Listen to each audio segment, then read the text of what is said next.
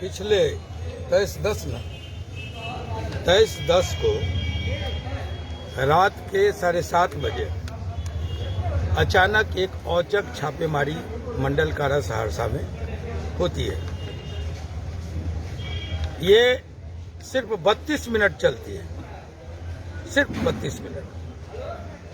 Jail के किसी पदाधिकारी को, चाहे सुपरिंटेंडेंट हो या जेलर हो, किसी को आने नहीं दिया जाता है, सबको बाहर रोक दिया जाता है। इसका प्रूफ है सीसीटीवी कैमरा, जो गेट के बाहर भी है, गेट में है और गेट के अंदर, जेल के अंदर जो गेट है उसमें तीनों जगह है। ये छापेमारी 32 मिनट में संपूर्ण जेल की छापेमारी नहीं हो सकती है।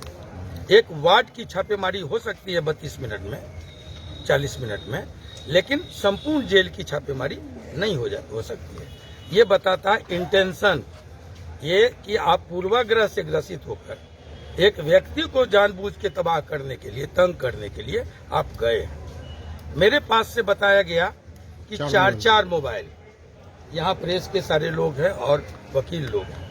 मैं एक बात आपसे पूछूंगा कि आपके पॉकेट में कितना मोबाइल है, बताइए आप। एक बहुत होगा तो 2 रखेगा, या आप एक बड़ा रख लीजिए, एक छोटा रख लीजिए। 4 मोबाइल आप कहाँ रखिएगा? ये असंभव है। ये तब जब आप पेंट में है, शर्ट में है, बंडी में है और क्या कहते हैं, आपके कई पॉकेट है। हम जहाँ रह रहे हैं वहाँ तो हम लुंगी में रहते हैं, वहाँ तो हम कुर्ता में रहते हैं, या तो एक शर्ट में रहते हैं या गंजी में रहते हैं। गर्मी का समय था, अक्टूबर, कोई जाड़ा का नहीं था। और हमको कहा गया कि आनंद मोहन के पास से 4 मोबाइल बराबर। इससे बड़ा कोई सफेद झूठ नहीं हो सकता है ना। और इसलिए मैं कह रहा हूं कि ये कौन पकड़ा? अगर दीपक कुमार को पकड़ा गया, वार्ड नंबर 1 में दीपक कुमार यादव करके पकड़ा गया ना, उसका वीडियोग्राफी हुआ, उसके मोबाइल के साथ उसके जिस बैग में पकड़ा गया उसकी वीडियोग्राफी की गई। मेरी वीडियोग्राफी क्यों नहीं हुई? अगर हमारे पास से 4 मोबाइल पकड़ाया तो एसडीओ पकड़े। हमारे यहाँ कौन गए थे छापेमारी? एसडीओ बाहर में थे, गेट में तो एसपी और डीएम बैठे हुए थे। वार्ड में कौन गए थे छापामारी के लिए? अगर डीएसपी और एसडीओ गए तो दोनों में किसने पकड़ा? पूरी मेडिकल टीम थी, सीएस थे, सीएस के साथ साथ 2 मेडिकल अफसर थे, डॉक्टर थे, है ना। और आज तक सीएस किसी छापेमारी में नहीं गए हमारे यहाँ। हम 14 वर्षों से जेल में है लगातार। उससे पहले सन 74 जेपी आंदोलन से हम जेल में रहते आए, 44 साल से हम जेल आते जाते रहे।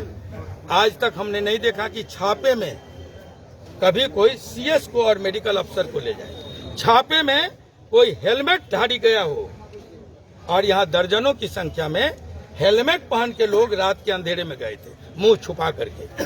वो पुलिसकर्मी कहीं से भी बॉडी लैंग्वेज से नहीं लगता था। उसका बॉडी लैंग्वेज ये नहीं बताता था कि वो पुलिसकर्मी है। निश्चित तौर पर हमारे राजनीतिक प्रतिद्वंदी होंगे, हम पर हमला होता विरोध करने पर, और अगर कुछ होता तो सीएस से लिखवाया जाता कि लिखो आनंद मोहन की स्वाभाविक मौत है।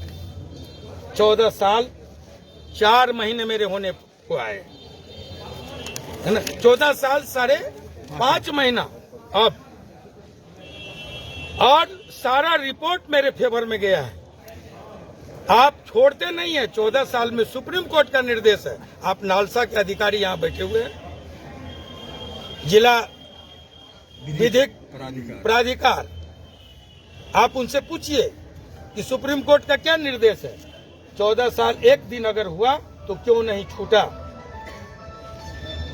आज हमारा 5.5 महीना होने को है, और तब अंतिम में आप एक साजिश रचते हैं। बेहतर होगा, मैं आपके माध्यम से माननीय मुख्यमंत्री जी से कहूंगा कि इतनी ही अगर घृणा है हमसे, इतना ही अगर नफरत है हमसे, एक तो निर्दोष, दुनिया की कोई ताकत समझा नहीं सकती है कि आनंद मोहन दोषी है।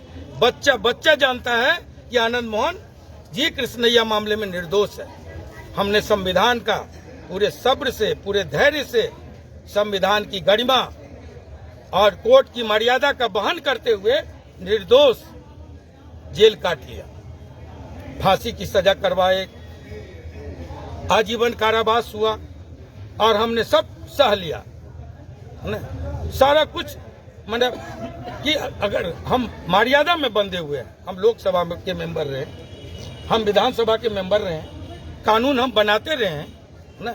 उस पंचायत में बैठे जो 750 लोग देश चलाता है, वो सौभाग्य 2-2 बार हमको मिला। हमको राज्य की सबसे बड़ी पंचायत में बैठने का अवसर मिला, है ना? और हम स्वतंत्रता सेनानी परिवार से हैं। हम जयप्रकाश आंदोलन के अग्रणी सिपाही रहे हैं। कोसी का चप्पा चप्पा जानता है हमारे संघर्षों की कहानी। लेकिन बावजूद इसके निर्दोष रहते हम 14 साल 5.5 महीने से जेल में हैं। अब कितना टॉर्चर कीजिएगा। एक मोबाइल की सजा दी जाती है सेल, या तो जेल मैनुअल के अनुसार धारा 48-49 के अनुसार आपको मुकदमा, लेकिन हमको एक गुनाह की सजा 3 बार दी गई, 3 तरीके से दी गई है। इस केस में चरित्र हनन के लिए, सिर्फ रिपोर्ट खराब करने के लिए। एक कि हमको सेल दिया गया, दूसरा कि हम पर थाने में मुकदमा किया गया जेल मैनुअल के अनुसार, और आईपीसी की धारा 420 के अनुसार के तहत हम पर आईपीसी भी चलाया गया, जेल मैनुअल भी चलाया गया और सुपरिंटेंडेंट के और आईजी के अनुसार सेल भी दिया गया लिखित आदेश पर। तो ये सारी बातें अगर ये मन नहीं भरा हो तो बेहतर है। ये नाटक ड्रामा क्यों कर रहे हैं? अगर हम जिंदा हैं और इससे लोगों को परेशानी है तो आकर के गोली मरवा दे, बेहतर ये होगा। इंतजार किस बात का? हम छाती चौड़ा करके हैं, हम इंतजार कर रहे हैं, आइए और गोली से उड़वा दीजिए, या नहीं तो जेल आपका है, जहर खिलवा दीजिए। ये भी हो सकता है साजिश के तहत। वो हम नहीं जानते, ये मुख्यमंत्री का सवाल है, उनसे पूछिए। तरह से साजिश ही पूरा का पूरा साजिश है कि आप निकलने वाले हैं, इसलिए इस तरह से ये किया। और कुछ? और हर चुनाव के वक्त ये किया जाता है, हर चुनाव के वक्त ये किया जाता है। सुनते जाइए। चुनाव में एक सेकंड, चुनाव में, पिछले चुनाव में 2020 में हमको यहाँ से तबादला किया गया। संपूर्ण बिहार में कोई एक केस नहीं है। अनंत सिंह चुनाव लड़े, कहाँ से लड़े? बाढ़ से लड़े। जिला कौन था? पटना था। तबादला नहीं हुआ।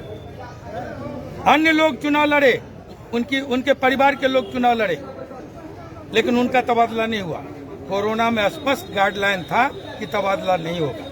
दूसरी बात कि मेडिकल बोर्ड कहता है कि 15 दिन तक आनंद मोहन बेड रेस्ट पर होंगे। मेडिकल बोर्ड की अवहेलना की गई। सुप्रीम कोर्ट का निर्देश है, एमपी एमएलए स्पेशल कोर्ट का, कि जब तक मुकदमा चल रहा है आप बगैर हमारे परमिशन के तबादला नहीं कीजिएगा।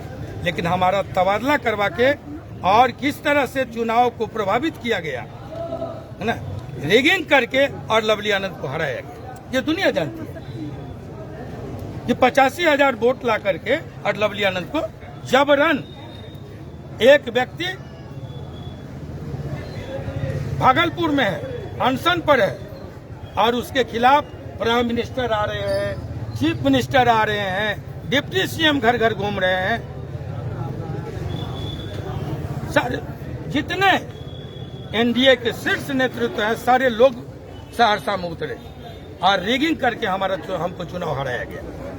इससे मन नहीं भरा, है ना? क्या नियम है? नियम है कि तबादला अगर कीजिएगा तो आप मेडिकल चेकअप कीजिएगा, जेल मैनुअल कहता है। आप पूछिए इन लोगों से।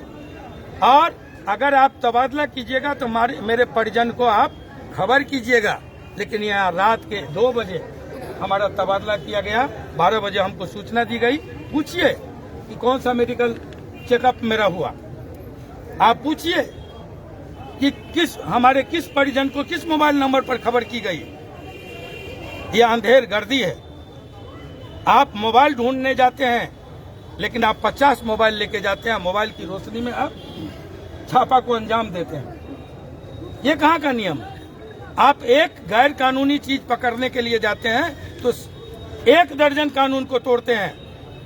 न्यायिक हिरासत में घुसते वक्त ये धर्मशाला नहीं है कि आप मुंह उठाए और चले गए।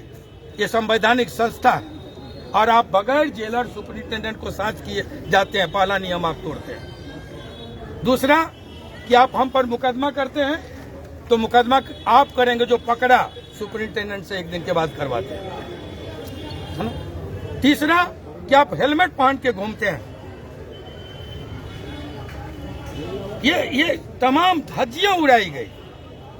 न्यायिक हिरासत है ये पुलिस थाना नहीं है। न्यायिक हिरासत, पुलिस हिरासत नहीं है।